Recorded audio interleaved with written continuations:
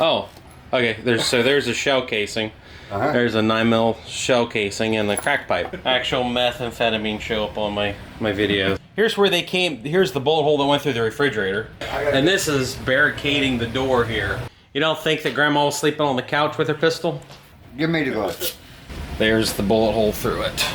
This video is a really crazy one, even for me.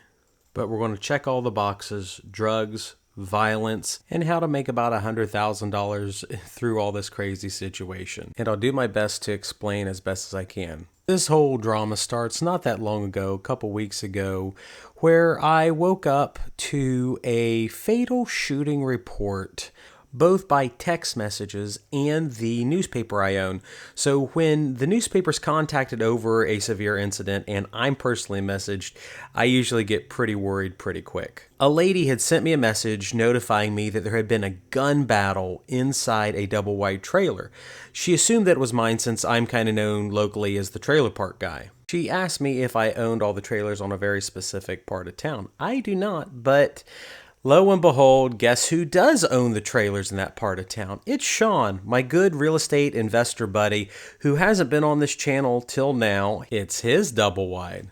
And since him and I are often accused of being brothers, we trade stories and information back and forth, and I think there's a really valuable lesson to learn from this gun battle and what ultimately resulted in a fatality at his double wide trailer. So the lead up to this starts about 4 months ago when Sean bought the land this trailer sits on, not the trailer and the land, because in the state of Ohio you can actually break these two things apart. So he paid a princely sum of $8,000 for the land.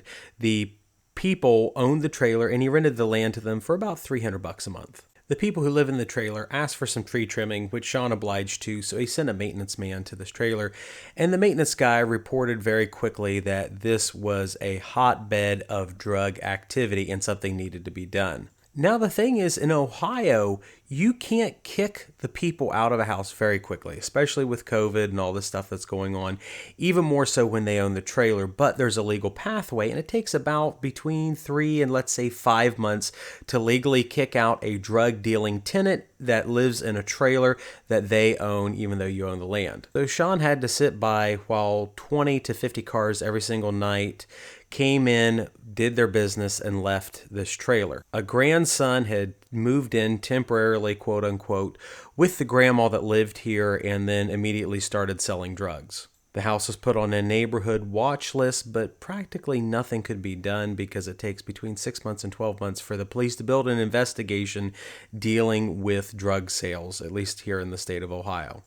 Now, when I say this is a trailer, it's actually in a really good neighborhood. Sure, there's an area zoned for some trailers, like a mini trailer park, but the rest of them are $150,000, $250,000 houses. Not really an area where you would think there would be a gigantic gun battle at 4 o'clock in the morning. So, what led to the shooting? Well, here's what I've been told. So there's two stories here. One is that the grandson owed a bunch of very scary people in Columbus a lot of money.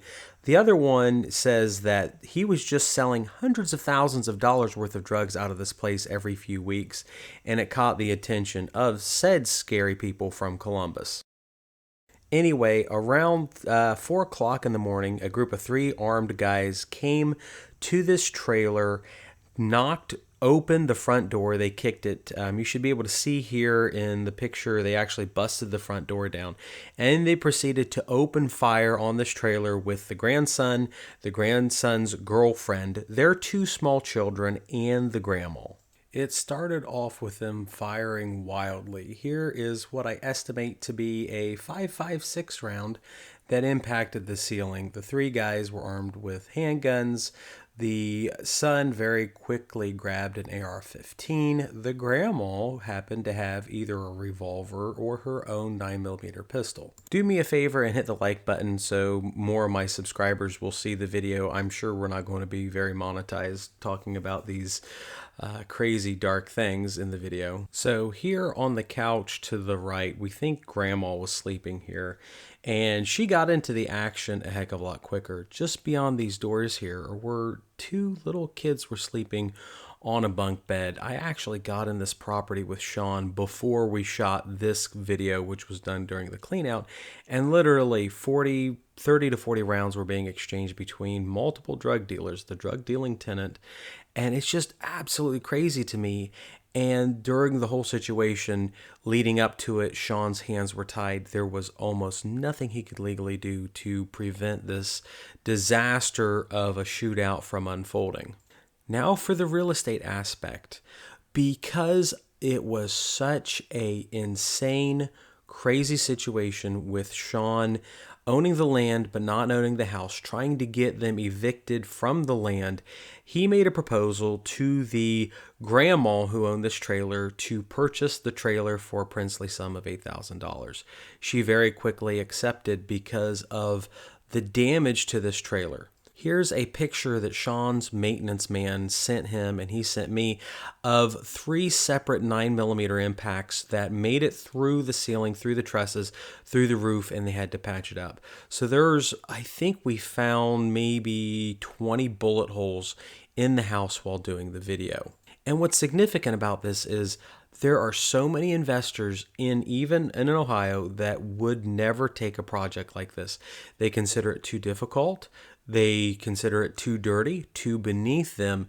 Yet some people would opt to have the trailer removed, burned down, tore down, and we would lose yet another housing unit in this community. So to me, the amazing thing is if you're willing to get into situations like this, not that you look for a trailer shootout every day, but there's a lot of money to be made. As this video scrolls on, you'll notice that this really is not a bad place. It's a lot nicer than the house that I grew up in, even with the holes in the wall, which we had, but they weren't from bullets. If Sean does this deal right, I think the trailer with the land, because it's in such a good community, I think it's worth maybe $130,000, $140,000. So there's definitely money to be made off this absolutely crazy situation that a lot of people would never know how to react if they found themselves getting text messages at 4 or 5 o'clock in the morning about a shootout at a place that they were connected to.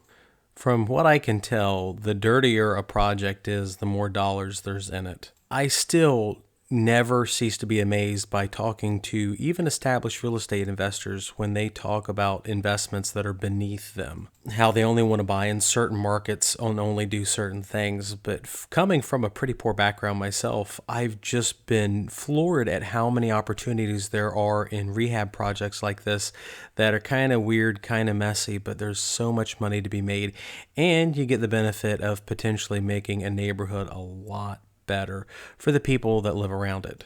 So do me a big favor, make sure you've hit the like button by this point, as it'll send the video out to more of my subscribers and random people on the internet who can learn about trailer investing. Now we're going to resume the video with all the drama, the crack pipes, the meth, and the bullet casings as we do a short walkthrough with my friend Sean. Oh, okay, there's a shell casing. There's a 9mm shell casing and the crack pipe. Yeah. Cool. Yeah, heavy sack. Yeah. I don't know what that is. It's not heavy sack. And this is after. Yeah. Oh, yeah. So they only left one shell casing and a crack pipe after having what, 4 weeks to clean out. Yep. Something like that. 4 or 5 weeks. But they left it pretty clean. I mean, the only thing. Oh yeah, it's not too bad. Carpet, Oh. couch, and weight bench. Here we go. Here's where they came. Here's the bullet hole that went through the refrigerator. Yeah, there's the fridge in there. It's back here in the back. Oh, okay. Hold on a minute. Hey, Sean. Yeah. You didn't get this, bud. Okay. Is that crystal right there? The what? The what? Crystal. Oh. Here. Do we have some meth in Give there? me the glove. Give me the glove. We got some meth in there. That's what it looks like. I'm not sure. No. There you go. Oh, the big old rock. Oh, there? the big old rock. Yeah. If that's meth, that's like kind of. There's some money there. Yeah. Yeah, it's a lot. Not for me, it ain't. No, me too. Oh my goodness. There's that shit away. So that's Exactly. the first time we've had actual methamphetamine show up on my videos. That's good. That sounds about right. The first video that I do, and Sean's finally in You it. look. Yeah. Crack pipe, meth You pipe, look. See how bullet that holes. is?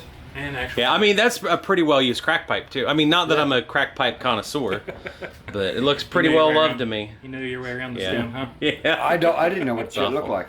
Yeah. Seriously. That's what they all say, though. Seriously. Isn't that right, Sean? Everybody tells Heard it Sean, all. I've never seen these drugs before. I'll And tell you what marijuana looks like. Right? I smoked it. I ain't Yeah. got you no- smoke. Okay, so he can properly identify marijuana. Yeah. So, okay. But not So, crack. so the refrigerator All that other- was sitting there with this bullet hole right there is in here. And this is barricading the door here. So, yeah. I don't know if you can see it down there at the bottom. There's one bullet hole, a 9mm round. Went through the refrigerator over there. There's the bullet hole through it. You don't think that Grandma was sleeping on the couch with her pistol? You don't know. So what I've been told was did you guys hear the story of this? 4 o'clock in the morning or so, 3 guys come out of a car. They park it right there. They walk up this, and then they get to the front door, kick it in, they start blasting. And that's when this whole thing started. And then those 3 guys, they walked in the front door, they start blasting, and I think Sean said there's 20 some bullet holes there. The son and the grandma, the son's got an AR, the grandma's got a 9mm. They come out blasting. Grandma shoots one of the guys fatally. And then they have a rolling shootout there in the living room. The kids are sleeping in one of the bedrooms. And all 3 of them barrel out of the house. They're probably in there for 30 seconds at worst. They enter through this door. They come out the other door, so they do a U-turn type deal in it. 2 of the guys are able to physically get in the car. 3rd guy's laying out in the yard, bleeding out. Several of the neighbors come. Guy has a pistol in his hand. They're saying, hey, if you drop it, we'll pull you out and try to get you, to an ambulance or whatever. He refuses to and dies in the front yard.